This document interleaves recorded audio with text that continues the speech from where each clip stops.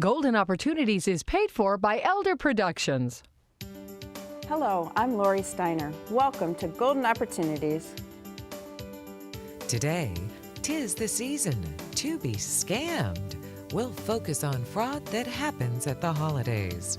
Then, we'll hear stories of those giving thanks for smiles restored. Though Windians had some tough times back in the 1920s, we'll see how they survived the Great Depression. Plus, how's your health? We'll help you work your well-being. And you're going to give, but how do you choose which charities? We'll help you determine how to donate.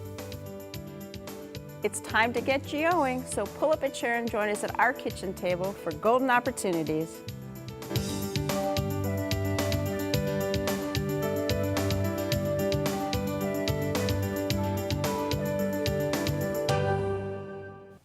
Are you ready for a happy holiday season?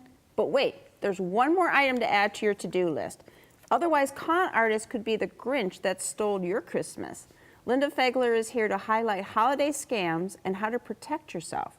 Linda is a volunteer with AARP of Ohio. So welcome back to the show. Thank you. It's good to be here. We know that there are big problems with scams, but how big is this problem? It is big, Lori. Research shows that more than $20 billion was stolen from about 13 million victims in 2012, according to the latest Javelin Strategy and Research reports on identity fraud. And it's estimated that older adults are scammed out of about $3 billion every year. That's big. It is big. It is. And there's more threats for scams during the holiday season. Yes, there are. We're going to talk about some not-so-charitable charities later in the show, but now let's focus on some other things, starting with debit cards. Yes. What's wrong? Oh, I know. So many of us rely on debit cards. It's so convenient. But in fact, according to an AARP survey, 2/3 or 64% of adult holiday shoppers in the United States plan on using debit cards for most of their holiday shopping. The problem is with the card's protection. Consumer protection for debit cards is a lot weaker than those for credit cards. With a lost or stolen credit card, the consumer is responsible for only up to about $50 of fraudulent use. But typically, in the case of a lost or stolen debit card, the financial losses can be so much more significant for the consumer, which means that you pay a lot more for that lost card. So consumer experts recommend limiting debit card use and using credit cards whenever possible. All right, that's a good tip. Yes. And ordering online, I like to do that. So it makes easy. Holiday shopping so easy. It is. But there's also issues with that. Yes, and in this case, we're talking about public Wi-Fi use. More than half of the holiday shoppers surveyed by AARP said that they do use public Wi-Fi. But the problem is when folks use it to log onto sites with sensitive financial information, whether it's ordering something, a gift for someone online, or logging into your bank account or credit card accounts. Technologically savvy con artists can intercept information that is transmitted by a public Wi-Fi connection. So online security experts recommend that consumers should never use public Wi-Fi to access accounts with financial or other sensitive information. Okay. Well, whether you order online or not, sometimes things have to be delivered or you're getting a gift. That's right. So that can be a dilemma too. You know, it is. What is not a dilemma here? You know, it's, it's all bad news. But you know, sadly, fraud experts report that many thieves troll neighborhoods, especially during the holiday season, looking for packages that have been left on front porches. And what many people don't know, I didn't know this, but delivery services are not responsible for those stolen items. Wow, I didn't know that either. No. So it's actually best to send packages in a way that they require a signature, so whoever it's intended for can sign for it. You can also write specific instructions for the delivery company on where to leave that package. And remember, you can always have it delivered to your office where you can sign for it there and get it. Okay. And if our viewers need more help, I guess they can check out the AARP Fraud Watch Network. That's where AARP comes in. That's right. AARP does have a Fraud Watch Network. It gives access, as all of our programs do, to resources and tools so you can protect yourself and your family against fraud, and identity theft. You can log into aarp.org for more information on that. And the network really provides real-time watchdog alerts about the latest scams that are out there. They provide information on local events if people want to go and learn more about how not to be scammed. And also, which I think is really great, there's a real live person they can contact who will help them if they've been victimized. And as always with AARP, anyone of any age can log on and use this program. You don't have to be a member of AARP to partake of these free services. Great tips today. We want you to have the gift of a grift-free holiday. So follow Linda's tips to help keep you and your family safe. And for more help, use the information that's coming up next. For more information, call AARP Ohio at 866-389-5653 or click to www.aarp.org/Ohio. Next, a mouthful of Thanksgiving. But first, this may be our traditional time to give thanks, but other countries count their blessings besides us. For example, our neighbors to the north. But Canada's Thanksgiving Day calendar isn't the same as here in the States. So what day do they celebrate a harvest holiday? We'll talk turkey and tell you when we return.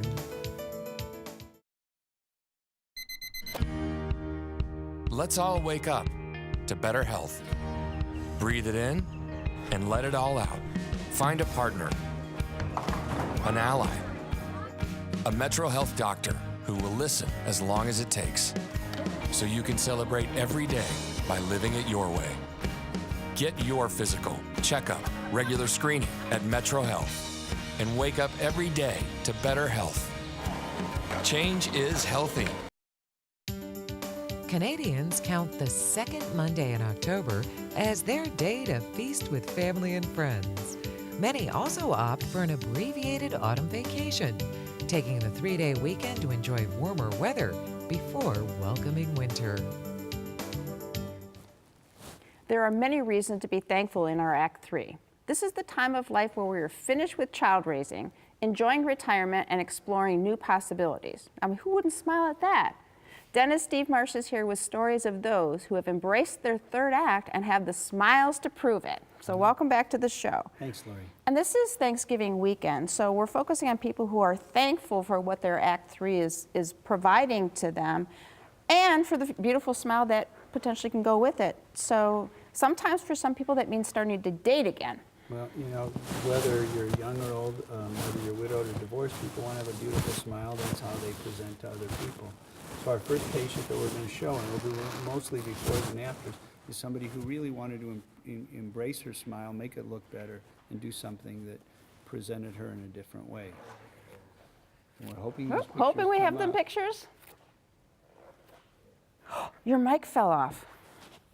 I heard the noise and I couldn't figure out what that was. I was going to jump in. Okay, we're going to start over again when I'm introducing you. Okay. All good. I heard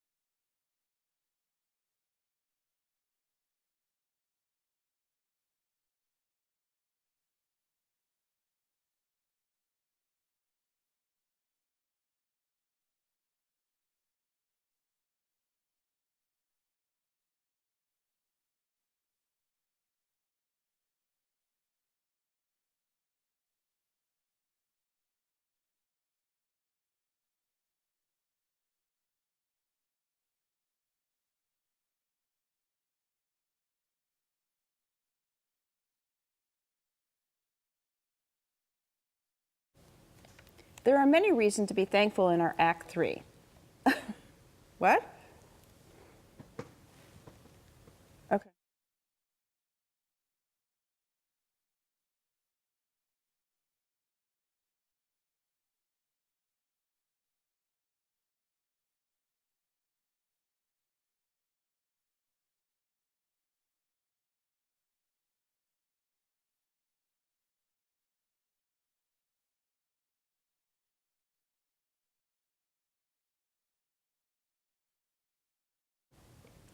There are many reasons to be thankful in our Act 3.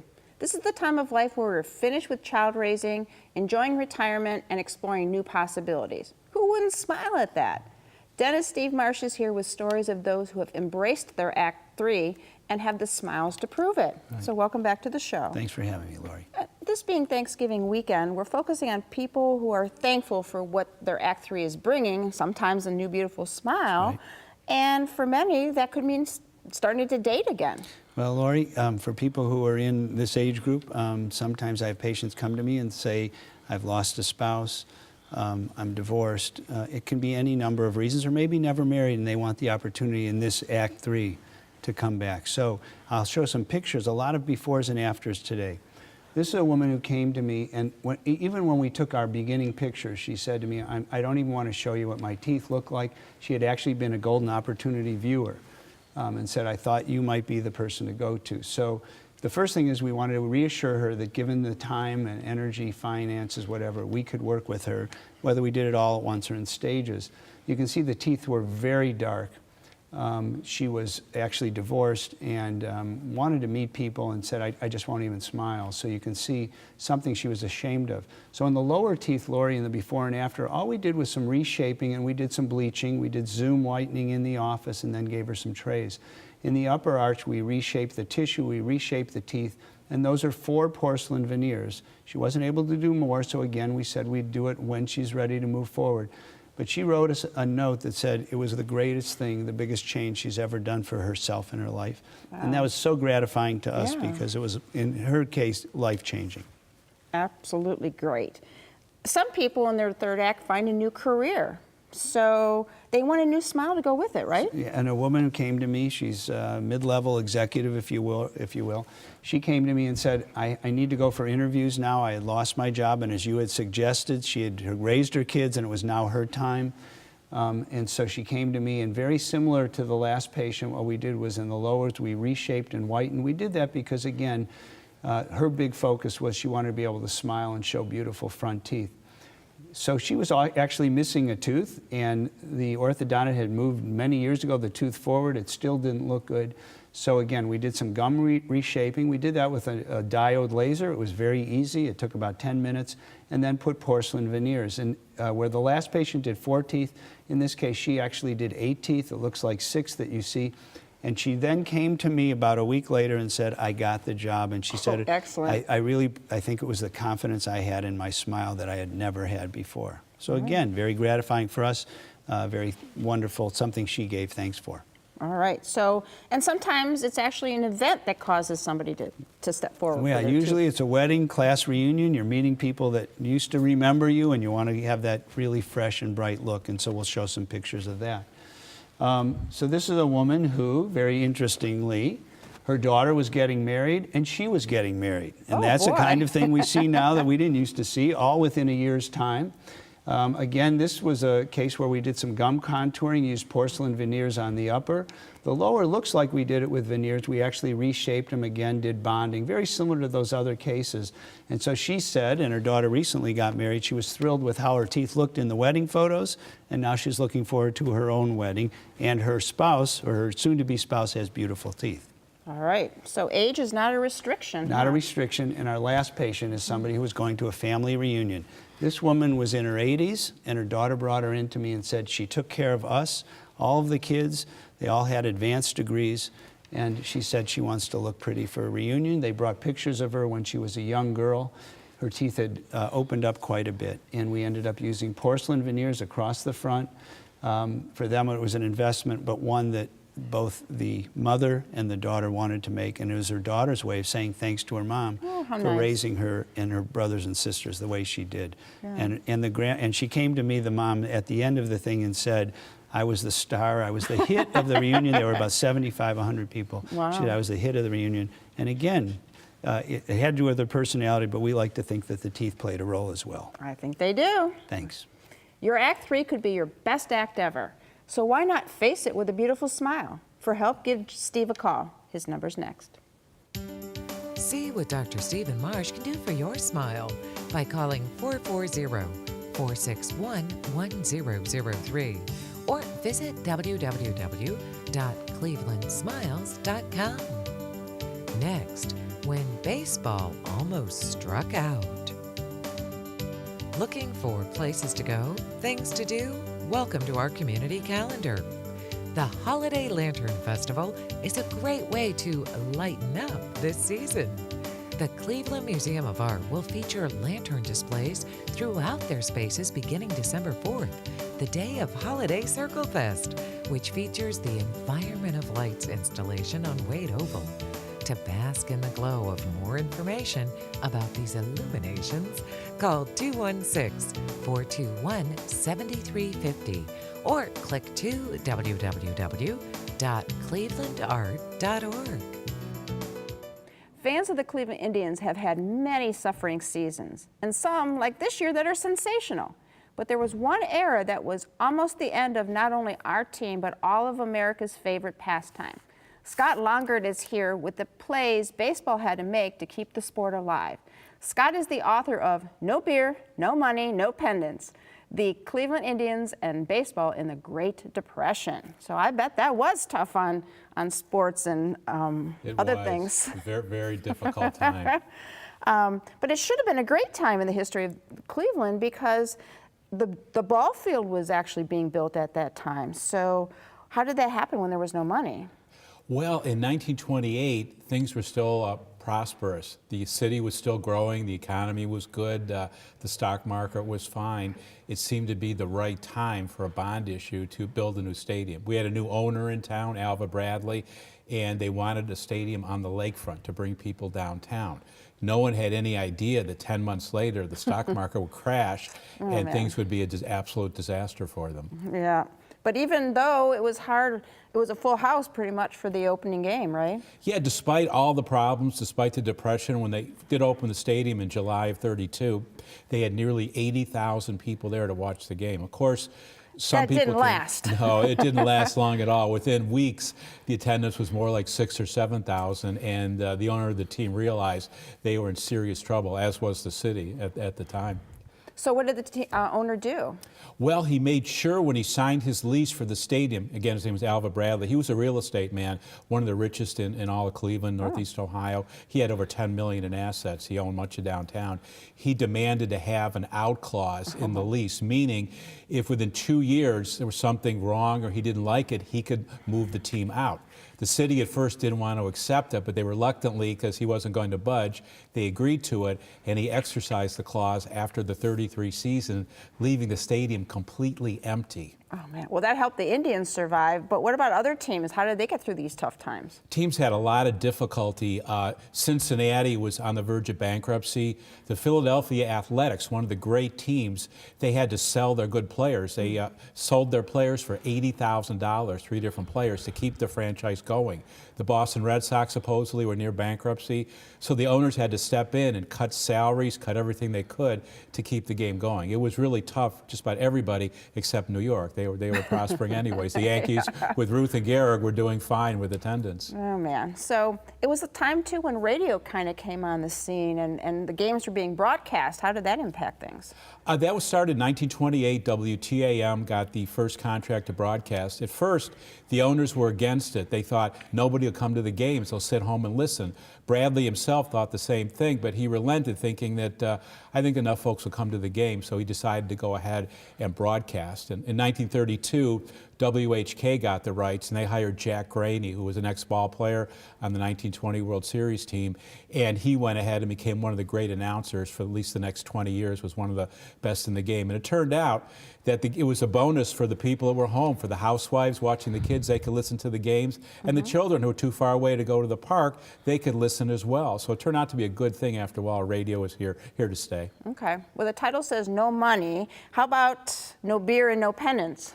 Yeah, it was prohibition. Started in 1919. You still could not get a beer at the ball game. As much as people wanted to, you couldn't drink. So you had soft drinks. You had lemonade and soda pop, and that was about it. It wasn't until the 1934 season, when prohibition ended, they actually could sell beer at the ballpark, and people were thrilled. They could have a beer during the game, stop at a bar afterwards. But it was a long drought there that people really missed having beer at the ballpark. They kind of go hand in hand.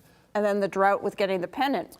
Right, we had some good ball clubs, very good ball players, but not quite enough to get over the hump with the Yankees. With Babe Ruth and Lou Gehrig and company, nobody could overtake them. The team tried, but they couldn't quite get there. Wow, very interesting information in this book.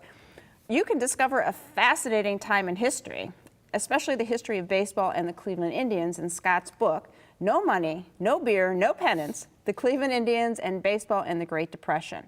And our thanks to Scott for being a part of our team here today. Thanks. Thank you very much. To learn more or to order the book, visit www.scottlongert.com. Next, the doctor is in. It's time to get up and go, an exercise segment on golden opportunities. Hello everybody, I'm Mike Carbon from Breakout Fitness, and we're here today to show you how to work every major muscle in the lower body with one simple exercise. You ready to go?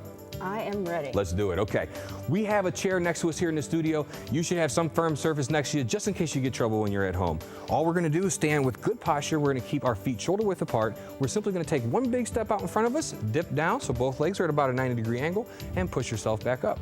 Alternate. Let's go ahead and switch legs. Down and up. In this particular movement, we want to do at least 20 repetitions so we can at least get 10 for each side. How you feeling? Dynamite. Dynamite, all right. Notice Lori has great posture here. She's doing good. Make sure you breathe. Exhale with exertion. Inhale as your body's resting. And now it's your turn to get up and go. For your copy of the exercise booklet, send $1 for postage to Golden Opportunities, 6105 Parkland Boulevard, Suite 140, Mayfield Heights, Ohio, 44124. Low carb, no carb. You know those diets, the ones that say cut out all the carbs and become just a shadow of your former self. But are all carbs on the naughty list? The good news is no. Jana Chalm is here in the Metro Health studios to rescue the reputation of carbohydrates. Jana is a registered dietitian with Metro Health. So welcome back to the show. Thank you. So our bodies, you say, actually need those carbohydrates, correct? That's right. And in fact, 45 to 65% of your total calorie intake should come from carbs. And that's because it's the body's preferred form of energy, and it also includes many nutritious foods, such as fruits, vegetables, and whole grains, and dairy as well. Okay, we got some of examples of what we hope are good carb foods here. Why do carbs get such a bad rap in dieting? I think part of the reason is there are many trendy diets out there right now. People are always looking for a shortcut to weight loss. But in general, they're nutritious foods that should be included in a general healthy eating plan. Okay, so what kind of carbs should we not be eating too much of? I like to say there are no bad foods, but we should strive to eat the right balance of foods and have those others less often or practice moderation. So the ones that are nutritious are the high fiber foods, so fruits, vegetables, and grains that are not processed, so more intact, meaning less refined. Okay, so when you refine it, you take all the good stuff out. So is something like white bread, is that what you mean by the refined? Yes, so white bread is more processed, meaning they're removing part of the wheat, which is taking away the fiber, antioxidants, some protein, and vitamins and minerals. Okay. So we want to be choosing whole grains that would be things like oatmeal, brown rice, whole wheat pasta, quinoa, rather than the refined versions of those things. So the white bread, the white rice kind of thing. So is another diet that might be going out there, avoid white foods? Is that the right way to do it? We do hear that, but it's not something that many dietitians will recommend in practice. And part of the reason is that there are many nutritious white foods. So think of mushrooms or cauliflower or even the white potato, which is rich in vitamin C, potassium, and even fiber if you eat the skin. So we want to eat the good stuff. Does that really mean we have to give up those, to me, really good stuff like pancakes and pastas? No, it doesn't. All things in moderation are fine, and you can also find ways to modify those recipes to increase the nutrition in them. So for example, using some whole wheat flour when you're making your pancakes, or even oats to increase the fiber and nutrition content. Oatmeal pancakes. That's right. So I know those are, the refined stuff is not so great, but I really do have a sweet tooth, like I know many of our viewers do. So does that mean all of the sweet stuff is out? What can we do instead? It doesn't mean all the sweet things are out. Some people can satisfy that sweet tooth with a fresh piece of fruit. You get a quick burst of sugar, and you also get the fiber, vitamins and minerals and other health benefits along with it. If that doesn't work for you, you might try a small piece of dark chocolate, which has other health benefits, or just going back to an overall healthy lifestyle that leaves room for those sweet things on occasion. So if you plan right, you can still have that little taste of something sweet at the end of a meal? Absolutely. All right, great information. Don't cancel carbs from your daily diet. Your body really needs that fiber fuel. Just remember to reduce the refined starches. My thanks to Jana for sharing these simple switches that prove change is healthy. To learn more, call Metro Health at 216-778-7800 or visit their website, www.metrohealth.org. Next, giving well and wisely. Hilltop Village Apartments is retirement living at its best. Residents enjoy a wide variety of activities and living services with all large first-floor apartments, private screened-in patios with beautiful park views, daily dining room meals, free laundry facilities, 24-hour staff, and so much more. Enjoy safe, comfortable independence at a very affordable price. Call today for a tour and learn how you can get your first month's rent free.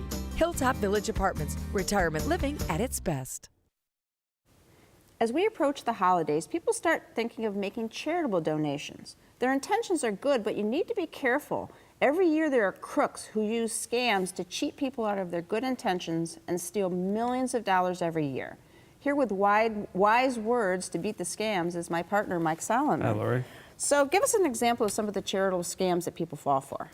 Well, the trouble is these scams are hard to find. So, for example, the Federal Trade Commission over last year or so, they filed a lawsuit against something called the Cancer Fund of America, the Children's Cancer Fund of America, and the Breast Cancer Society. And those three charities raised over a couple $100 million in contributions. They spent like 3% on the charities. The rest they kept for themselves. And the trouble is, if you get a phone call and it says, we're calling from the Children's Cancer Fund, that's going to sound legitimate. Right. And people write checks. Oh, man. So what should they do if they do want to contribute to charity? The thing really they should do when they're ever making a decision dealing with money, that's, do some research. So they should go, for example, the Ohio Attorney General's website, go there and look for some the information on charitable giving. For example, there are links to 3 entities. One's called the Charitable Navigator, one's called the Charity Watch, the other one's GuideStar. And those websites, they have all sorts of data on every charity, including how much goes to the charity, how much goes to overhead, and what the money's used for generally. So it's a good place to find a lot of information that may be helpful in making your decision. Also, you might go to the Better Business Bureau, their website, and that should be on the screen, the Better Business Bureau Wise Giving Alliance. Okay. And they've set up like a 20-point standards of what are good charities, and go and look at the information they have on that. That may be helpful. Okay. In addition to doing all that research, when the charity calls you, ask them to send you written information. If they're not a legitimate charity, they're not going to have any written information, so they should send it to you. Mm-hmm. And finally, ask them, is this a volunteer or a fundraiser who's calling me? If it's a fundraiser, they have to tell you how much they're getting out of every contribution. So the charity may be legitimate, but you may decide you want to call the charity directly and deal with them directly so that they don't have to lose that extra money. Right, okay. Any other steps that you might recommend? Well, anytime there's a disaster, earthquake or a flood, You know, people give money out. They're very generous, and the scam artists come out at the same time. So that's when all those extra scams come out. You know, people coming up with different ways to steal your money. So be very careful, especially when that happens. All right. Well, these are good tips for our viewers. The old phrase, "No good deed goes unpunished," sometimes is true. Don't give away your money for a good reason to the wrong person. Take the time to make sure your hard-earned money goes to a real charity and not some scammer's pocketbook. For more information, call Mike. His number's next. Call Solomon, Steiner, and Peck at 1-888-236-5173 for more information or to schedule a speaker for your organization. Or log on to www.ssnplaw.com. Thanks for joining us. On next week's show, as the holidays heat up, we have help on how to beat getting burned. Then, have you stashed enough cash away to make your money last? We'll offer advice to assure that you'll always have an income. And it's still fun to play at the YMCA. We'll point out programs that engage older adults. But until then, please remember to make the most of your golden opportunities. If you'd like to join our kitchen conversation, visit our website, www.goldenopportunities.tv. Like us on Facebook. Call us at 440-742-GO-TV or email us at kitchen@goldenopportunities.tv. We'd love to hear from you.